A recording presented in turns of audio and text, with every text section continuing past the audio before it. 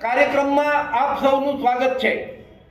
આપણી જે પરંપરા રહી છે એ પ્રમાણે આજે સત્ર દ્વિતીય સત્રનો પ્રથમ દિવસ છે। એ દિવસે એટલે કે આજના દિવસે રાષ્ટ્રગીત વંદે માતરમને 150 વર્ષ પૂર્ણ થવા જઈ રહ્યા છે, ત્યારે એની ઉજવણીના ભાગ રૂપે આપણે સૌ એકઠા થયા છીએ।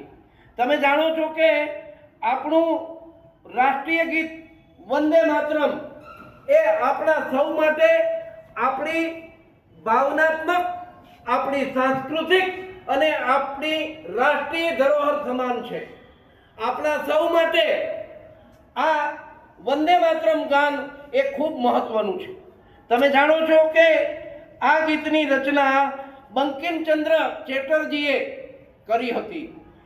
તેમનું ઉપન્યાસ આનંદ મઠ કે જેમાં 1882માં આ આનંદ મઠ ઉપન્યાસ પ્રકાશિત થયું, એમાં આ ગીત એમણે લખ્યું હતું।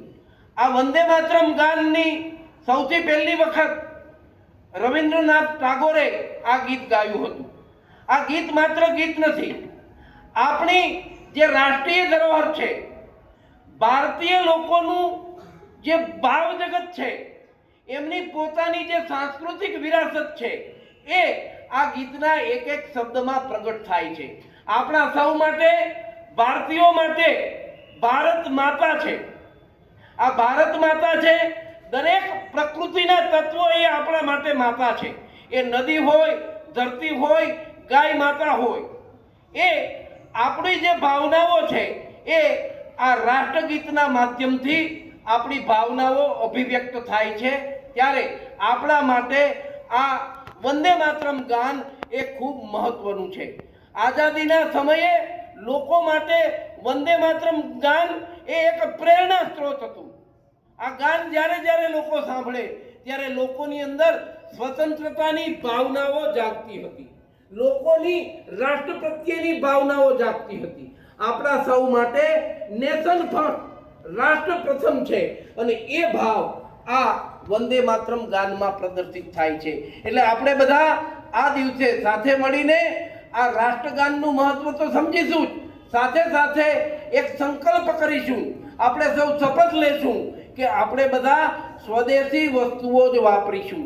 આપણા માટે સ્વાવલંબન મહત્વનું છે, અને એના માટે સ્વદેશી અપનાવો, વિદેશી ભગાડો।